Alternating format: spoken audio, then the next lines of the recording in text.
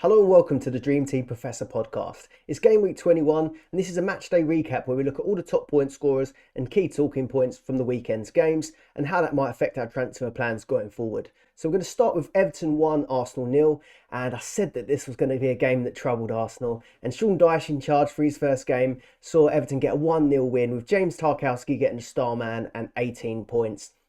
He scored a goal that was assisted by McNeil, so an ex-Burnley link up there as well. And yeah, just all round it is quite disappointing from Arsenal. So you only had Bukayo Saka getting the 3 points for a rating, and also Thomas Partey hitting that 7, so getting 3 points as well. But for Everton, there was a ton of ratings, and they played really, really well. And I'm not having it, to be honest, that this Sean Dyche defensive stuff, yes, he's a defensive manager, but they were by far the better team. They created a lot of chances as well. They didn't just park the bus like everyone makes out. I saw people describing it as terrorist football and Brexit ball and all sorts of degrading stuff about the way that Sean Dyche plays. But he's come in there and he's got a win against a team that's top of the league, and you can't really take anything away from them. They were really good. So yeah, the goal from Tarkowski, assist points from McNeil, and their ratings were pretty much the whole defence apart from Mikalenko. And then you had Iwobi, McNeil and Onana as well getting the rating points there.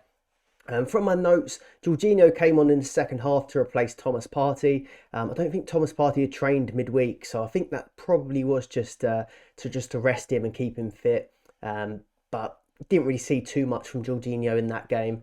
Eddie Nketiah had a really good chance to put one away, but skied it over the bar. Ødegaard was pretty much nullified, really. You had Doucouré, Adrissa and Onana running that midfield, and really they were man marking Ødegaard, and he didn't really have that much involvement. He had one chance where he could have the ball was squared across to him, but he skied that one as well. So all round it was a bad day at the office for Arsenal. But Everton really did look solid, and I'd be quite confident they're going to stay up now with Sean Dyche in charge. I've got the fixtures down the bottom here on the right hand side if you're watching on YouTube. So Arsenal have still got 5 fixtures left this month. They've got Brentford in the next game. They've got Man City, Aston Villa, Leicester, and then Everton again at the end of the month. So 5 fixtures left for them. And then Everton have got 4 games. They've got Liverpool in the Merseyside derby. They've got Leeds at home, Villa at home, and then of course Arsenal again at the end of the season. So it'll be interesting to see when these two face off again at the end of, not the season, end of the month. How Arsenal might change the game plan to try and beat Everton, which is going to be a tough game and an interesting one to watch. But Arsenal still should be the favourites at home. With Arsenal, I wouldn't be too concerned about them losing this game. It did just seem like a bad day at the office. But the only thing I would be a little bit concerned with is, will other teams use this as a blueprint to beat Arsenal? We saw Newcastle do it to frustrate Arsenal with that 0-0 a bit earlier on in the season. And it pretty much came from the defenders sort of doubling up on Saka and Martinelli. To do that, that pretty much nullified Arsenal. And I wouldn't be surprised to maybe see Brentford do a similar thing. They're quite solid at the back.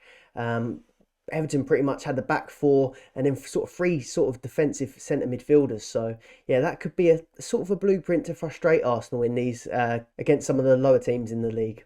Then we had Man United 2, Crystal Palace 1. And this is one where a lot of people were hoping for the clean sheet points from Man United. And it was looking so good until Casemiro got himself sent off. And it was after that that Crystal Palace got that 1 goal and that clean sheet wipeout. But the star man in this one was Bruno Fernandes. He got 13 points and he scored a penalty, which was quite surprising because we had Rashford take the last penalty. So personally, I thought that Marcus Rashford was going to step up and take that one. I've got Bruno Fernandes in my team anyway, so it didn't bother me that way. But you'd be quite gutted if you didn't have Bruno Fernandes. Maybe you took him out because he wasn't taking the penalties. So I expect to see probably Bruno back on penalties going forward. And then you had Rashford who scored as well. And this was really frustrating because Rashford had a lovely cross put in from Luke Shaw, and Luke Shaw got the assist taken away.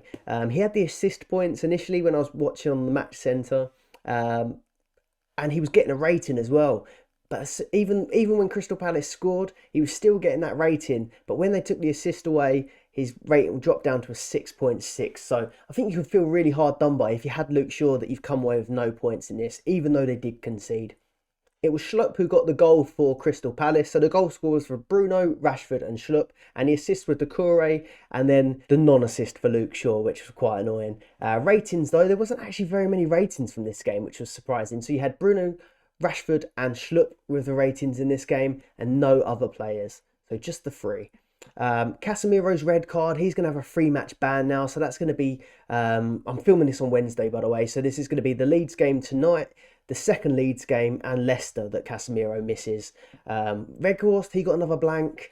And yeah, just frustrating really for the back line of Manchester United. The points were looking quite good. If you have got the Man United block or majority of Man United players, because they are playing a lot of fixtures, you probably were looking at this game early thinking, yeah, you're going to come away with quite a good amount of points. But it wasn't to be, but hopefully they can pick them up with these extra fixtures.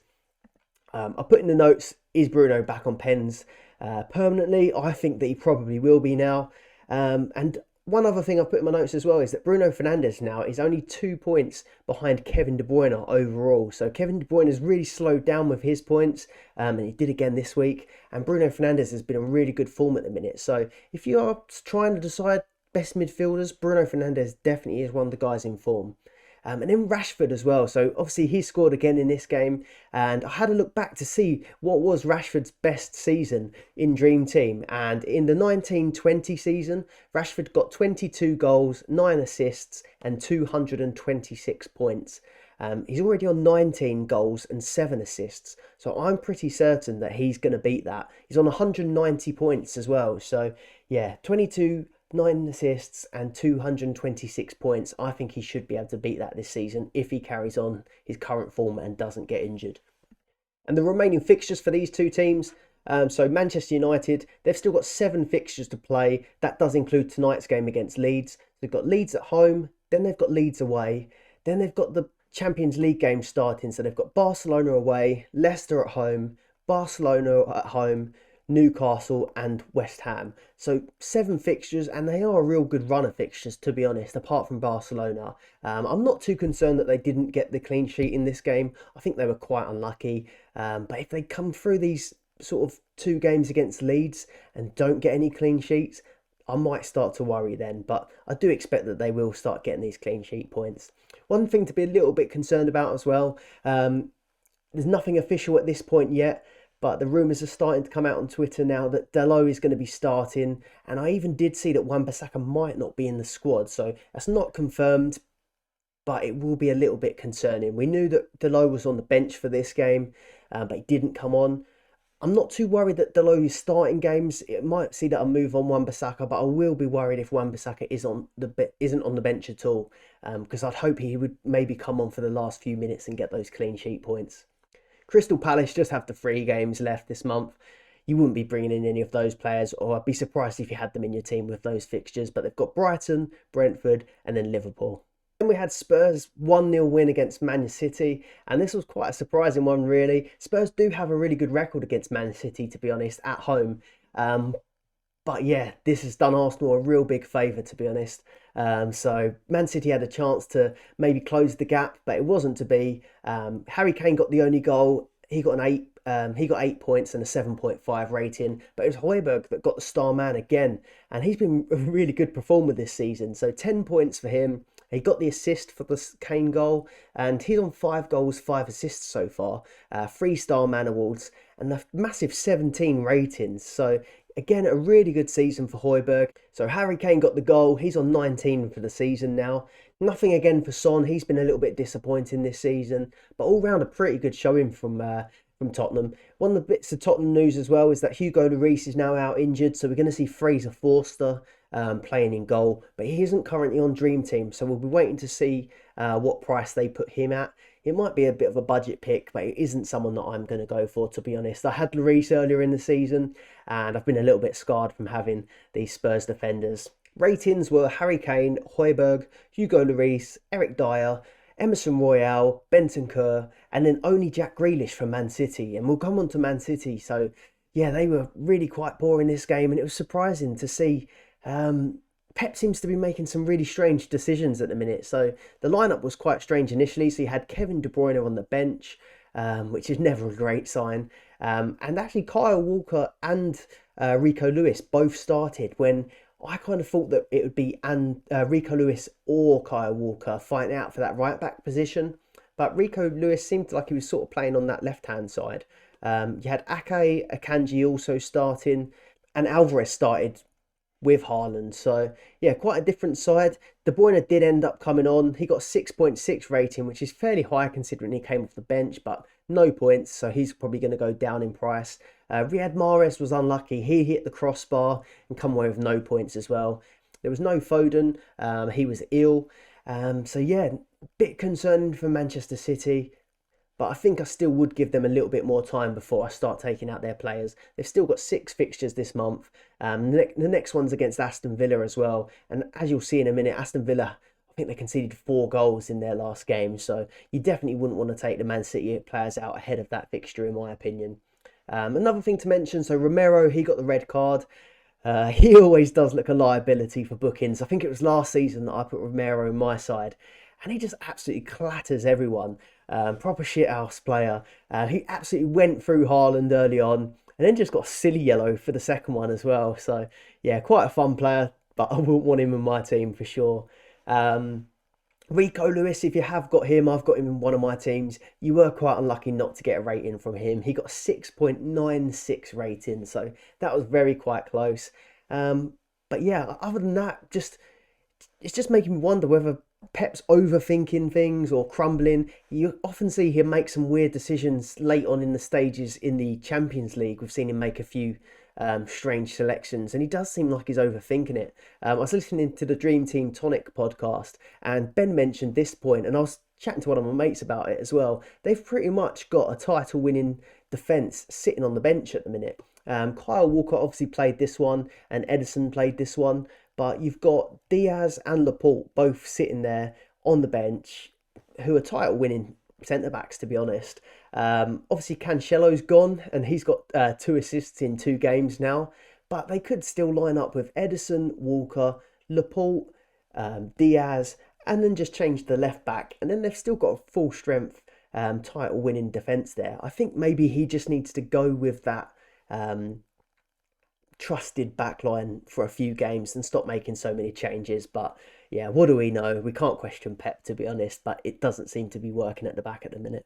So the remaining fixtures, Man City have got 6 games this month left. So they've got Aston Villa at home, then they face Arsenal away, they've got Forest away, then they've got those Champions League games. So they've got RB Leipzig, Bournemouth away and Brighton away. So I wouldn't panic too much. Spurs do always, well, not always, but they normally do quite well in this fixture when they can counter-attack and defend.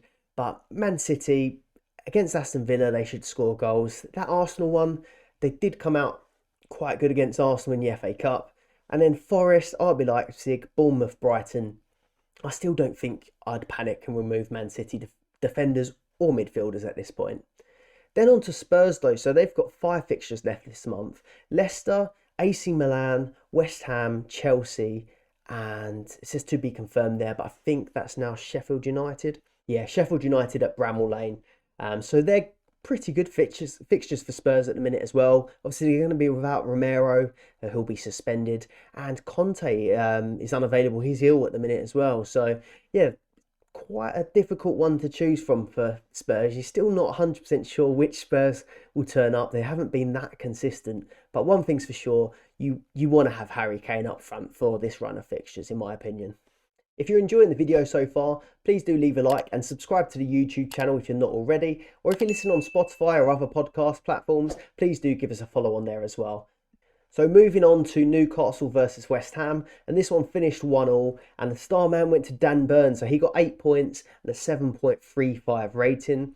No clean sheet for Newcastle in this one, but Dan Burn getting the star man would have been quite frustrating if you decided to move him on for a Man United defender, for example. So he got star man. You had Kieran Trippier that got 3 points. He got the 7.1 rating, and even Botman still got a rating in this game. So quite a lot of ratings for the Newcastle defence, considering they didn't get a clean sheet. The goal scorers were Wilson and Paqueta. That was only Wilson's 7th goal of the season, which I thought was pretty low actually, but he has been fairly injury prone throughout. Paqueta, he's got 2 goals and 3 assists now for the season. That was a pretty good goal, and a surprising somersault. I was watching the highlights and I didn't expect him to be going for a celebration like that. But yeah, I expected from Paqueta that he probably would have had more attacking returns so far this season. But West Ham have struggled all in all. Longstaff got an assist, and he actually scored 2 goals in the previous game also. So he's having a bit of a streak at the minute, but I probably wouldn't read too much into that one. So ratings: Burn, Trippier, Botman, Longstaff and Wilson. And for West Ham, Emerson Royale was quite close to getting the star man actually. So he got 7.31, and you had Dan Burn who got 7.35. So I think Emerson's been playing pretty well lately. So he could be someone to keep an eye on potentially a little bit later. But I think you will want to be going with those sort of Champions League sides and the stronger sides, because West Ham have been struggling a little bit. Some other notes that I took from the game is just that Willock, he did score, but that was disallowed. It'd gone out of play before the cross come in. And there's another Almiron blank. I've moved off of him, but I know a lot of people still have got him in their team, and he really has gone off the boil now. So I probably would move off of Almiron at this point. You did have Anthony Gordon that came on at the 70th minute as well. So he'd be playing off the left, I think it was, with St. Maximin subbing off for him. And then Trippier, I've just mentioned that Kieran Trippier was still right up there, even though they conceded the 1 goal. He didn't get the star man in this game, but I look at a few other formats like FootMob and SofaScore, and he was the highest rated player on those platforms. I know Dream Team's done by who scored, but it just goes to show he's still doing all the right things when it comes to getting ratings. So I think I still will be sticking with Trippier, even with Newcastle having a few less fixtures. And then mentioning those fixtures, so Newcastle actually only have got the 3 games left here this month. So it's Bournemouth away, Liverpool at home, and then that cup game against Man United. So it's down here as an away game, but obviously that one's at Wembley. So 3 fixtures, but Bournemouth's the only real one that looks like it could be an easy fixture. Bournemouth haven't been that great lately, but then Liverpool haven't been great lately either, to be honest, but they face Liverpool at home and Man United in the final. I don't know how confident I'd be about the clean sheets against Liverpool and Man United, but I think they'll probably do pretty well against Bournemouth. West Ham have got an extra game over Newcastle actually at the minute, so they face Chelsea at home, Tottenham away, Forest at home and Man United away. So they are actually 4 tough fixtures at the minute. I'm going to say Forest is a tough fixture because they're having a real good time at the minute. So 4 quite tough fixtures for West Ham. So probably not going to be bringing in any players from them. Then on to Villa versus Leicester, which finished 4-2 to Leicester. Loads of goals in this game. So the star man went to Iheanacho, 17 points. He got a goal and 2 assists. So a really great game from him. 17 points is massive. 8.3 rating. The goals were Iheanacho, Tete, Maddison and Pratt. And Watkins got the other one. And Aston Villa's other goal was a Sutar own goal. So disappointing start to his Leicester career for the big fella, but I'm sure he'll do well. Ratings were Iheanacho, Maddison, Barnes and Tielemans. Wout Face with a rating, and Christensen as well, which was quite surprising considering they conceded 2. But yeah, fairly good result for them. Ollie Watkins, he was the only player to get a rating for Aston Villa. A couple of notes that I took down was Tete at 2 million. He was playing off the right, got an 8.16 rating, so he looked pretty good. In another game, 8.16 is a pretty high rating. You could usually get star man for that, to be honest. So yeah, one to keep an eye on the right wing.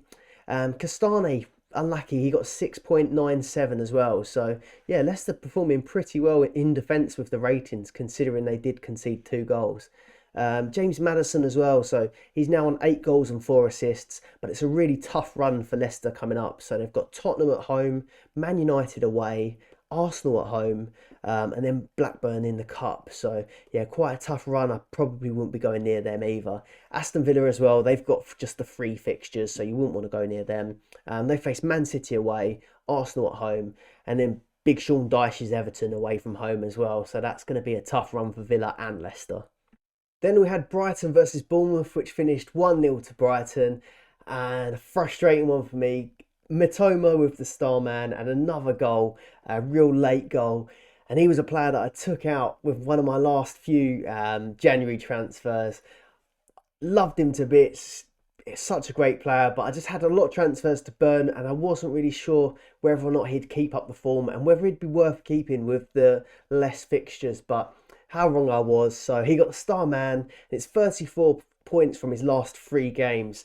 He's averaging 4 points per game as well across the season, but most of his points have come just before the World Cup and then after the World Cup as well. So it probably would be fair to say that his average points should really be higher.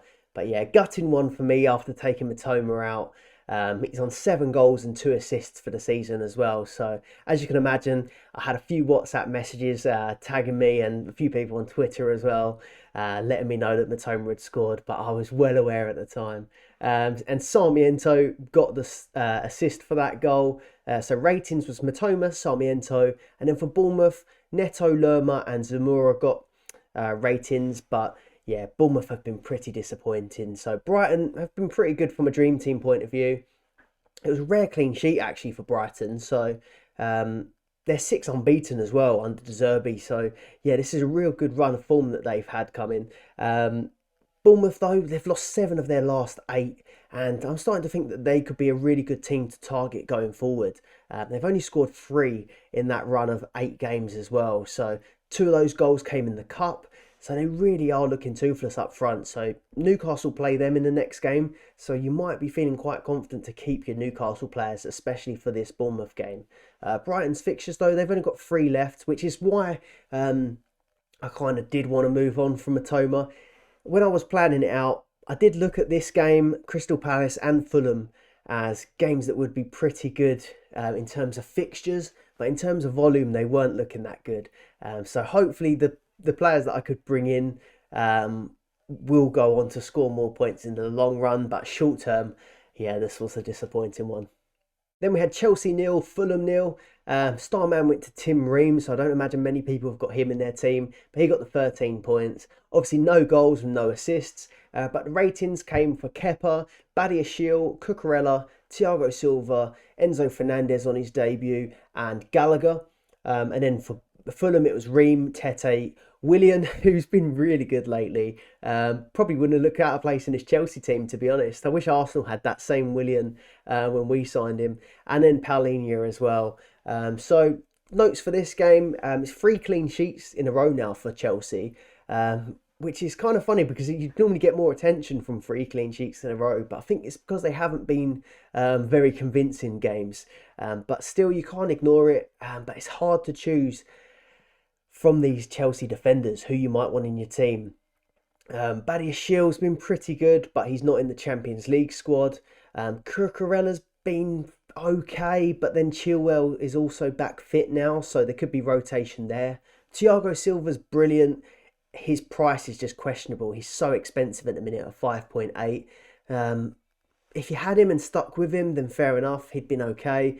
But I just think at 5.8 million, there's better options out there. And then I'm starting to look at Reece James now, who he started this game. He did come off after 60 minutes though. But I'm starting to wonder whether he could be a good option to put in my team. He's 5.8, which is expensive, the same price as Thiago Silva, but he's got a lot more upside when it comes to attacking. He gets quite a lot of goals and assists on a usual season, but he just hasn't been able to stay fit. So I'm kind of torn now. They've got a double coming up of West Ham and Borussia Dortmund. I'd like to just wait and see how he gets on in a week where they have 2 games, whether he just plays one and is benched for the other, or whether he starts them both but comes off early. I'd like just to see how Potter uses him when he's got 2 games a week, and whether he can maintain his fitness, because this run of games for Chelsea does look good. West Ham away, Borussia Dortmund away, which is always a tough game. But then they've got Southampton at home, which Southampton are in a really bad place. And then they've got Tottenham away from home. But these are good fixtures for Chelsea, and if they can keep clean sheets, that's a bonus. But Reece James can get attacking returns as well, so it's one just to keep an eye on for me. Yeah, I will be looking to make a decision quite soon, but I am liking the idea of it, to be honest. Other things from this game though, Mudryk, if you took a gamble on him, you'd have been quite annoyed. He came off at half time. I looked into it, I was worried whether or not he was injured, but it looked like from the post-match interviews that he had a heavy cold all week, so it looked like it was probably just trying to shake off an illness and he just couldn't get into the game, so maybe not too concerning. But I find with this Chelsea team at the minute, it's just too hard to choose attackers. There's so much rotation going on, and not enough of them are hitting the ground running really. So they had Mudryk, Mount and Ziyech all start but come off at separate points in the game. And Havertz was the only player that sort of played the whole game up front, but he just hasn't been prolific. He had a few good chances, but at the moment, midfielders and strikers for me, I would avoid from Chelsea. But the defence is the one that I want to keep my eye on. Kepa's obviously a quite good option. He's been doing well recently. But it's just whether or not I'd like to take a gamble on Reece James. That's the thing I'm thinking at the minute. Then Brentford won 3-0 at home to Southampton. The star man was Ben Mee. He grabbed a goal and got the clean sheet points, so 18 points for him. And the other goals were Mbeumo and Jensen, with assists from Rico Henry, Mbeumo and Rissa. Ratings was everyone. Well, there's a lot from Brentford in this game, so it was everyone that got attacking returns. Then Tony, Raya, Pinnock, and Norgard, and only Bednarek from Southampton. And Southampton have been terrible recently, and I'm starting to worry about them. Nathan Jones gave a really strange interview after the game, basically saying he's compromised on the way he used to play and pretty much declaring himself one of the best managers in Europe when he was in charge of Luton, which I find quite hilarious. But yeah, pretty much seemed like he was blaming the fans for trying to convince him to play exciting football. So yeah, really strange one. Try and look that one up on Twitter. It was a weird interview. But Southampton have now won 1 in their last 5 games. Ben Mee, though, he's been pretty good. He's got 3 goals from defence. And I had a look.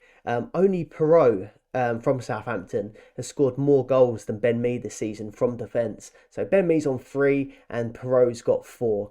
And Ben Mee's the 8th highest point scoring defender at the minute. Only the Newcastle block, Gabriel, Thiago Silva and Cancelo, who's now moved on, are ahead of Ben Mee. So yeah, that's quite an interesting one. But both of these teams, I probably wouldn't be choosing them. Southampton are obviously terrible at the minute. They face Wolves, Chelsea, Leeds, and then they have Grimsby in the Cup. Whereas Brentford only have the 2 games, which is crazy considering some teams are playing like 7 more.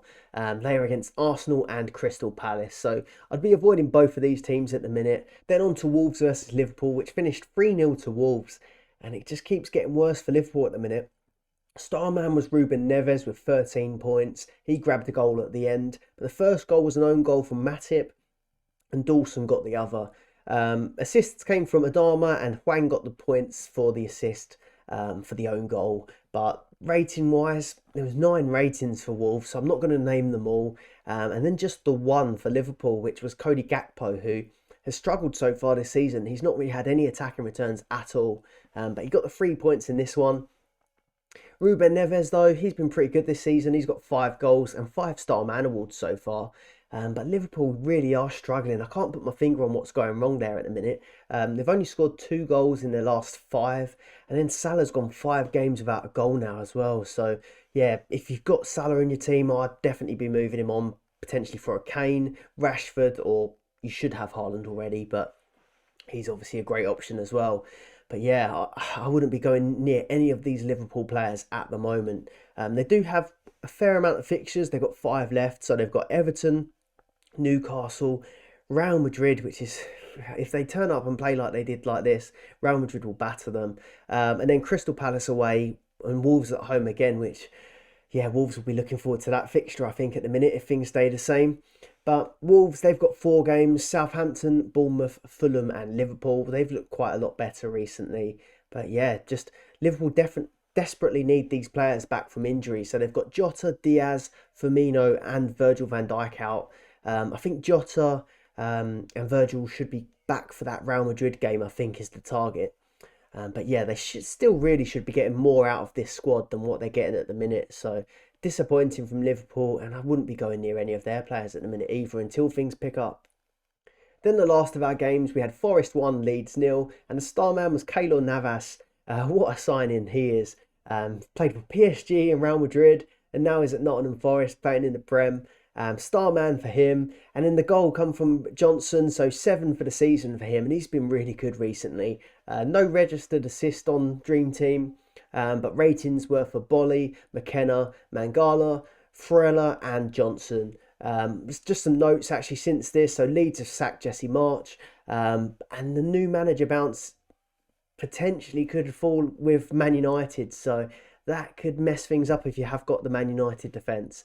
Moving on to my team update then. So this is my vlog team. I've got 32 points this week. I've got David De Gea in goal, got me none. Trippier got me the 3 points. I've got Shaw and Wan-Bissaka, which again was disappointing. Disappointing to lose the clean sheet points, but then doubly disappointing to not get that Luke Shaw assist. Still really annoyed about that one.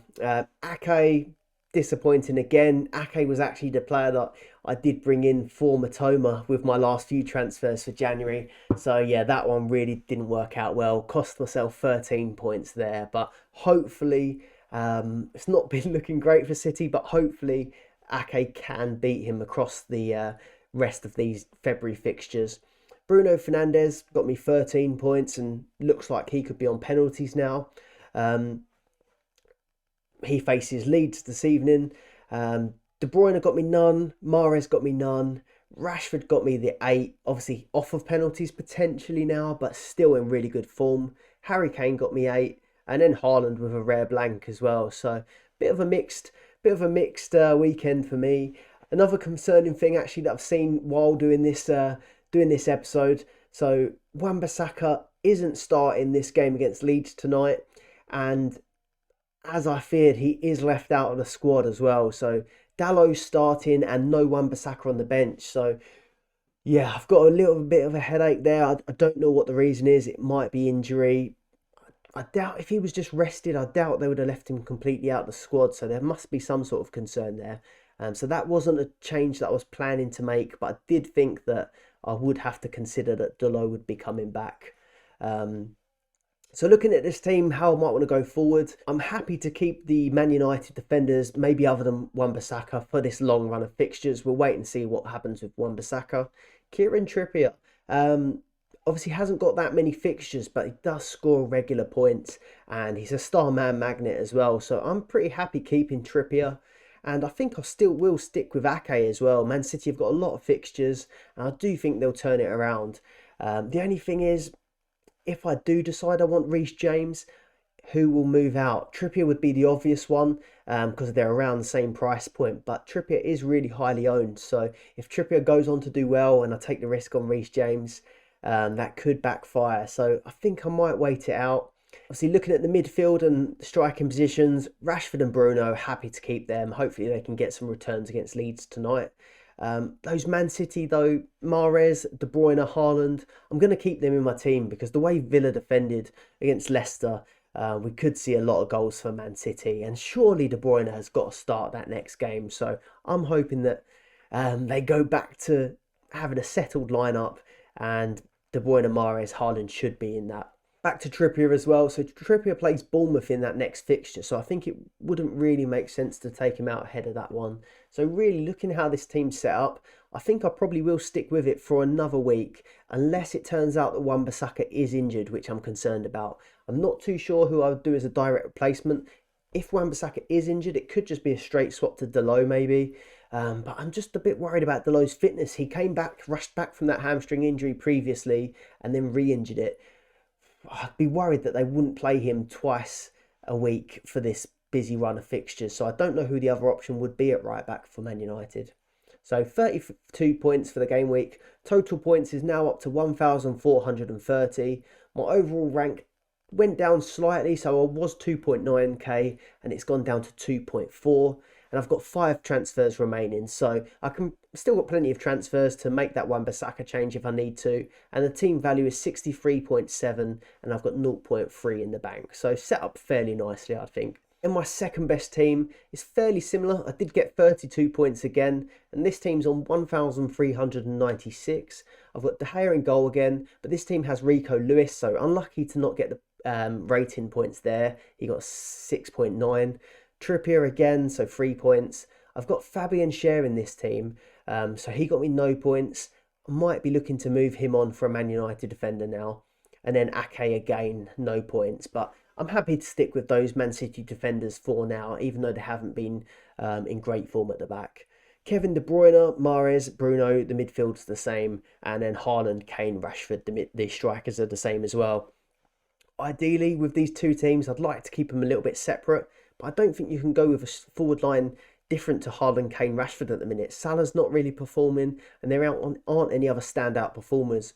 And De Bruyne, Mahrez, Bruno, they've all got a lot of fixtures in February, so I'm going to stick with those for now. This team, the rank was 5.3k. It's gone down slightly to 5.2. I've still got 5 transfers remaining. I've got a slightly bigger budget in this one, so 63.9 team value with 0.6 in the bank as well. So doing fairly well for team value in this one. Again, I'm probably going to let it go one more week. Maybe do that Fabian Schär to a Man United defender. Wait and see how this Leeds game goes tonight. But I'm in no rush really to make changes. I might aim to make more changes around those sort of European fixtures. That is everything for this episode, so thank you very much for watching. And if you haven't subscribed already, please do subscribe to the YouTube channel. Or if you listen on Spotify or another podcast platform, do please give us a follow on there as well. And I'm going to leave a little link here to my top players to target for February. Obviously, things are changing gradually, but there might still be some information in there for you to help you with your transfer decisions. So I'll leave a link to that at the end here as well. Thanks for watching, and I'll see you on the next one.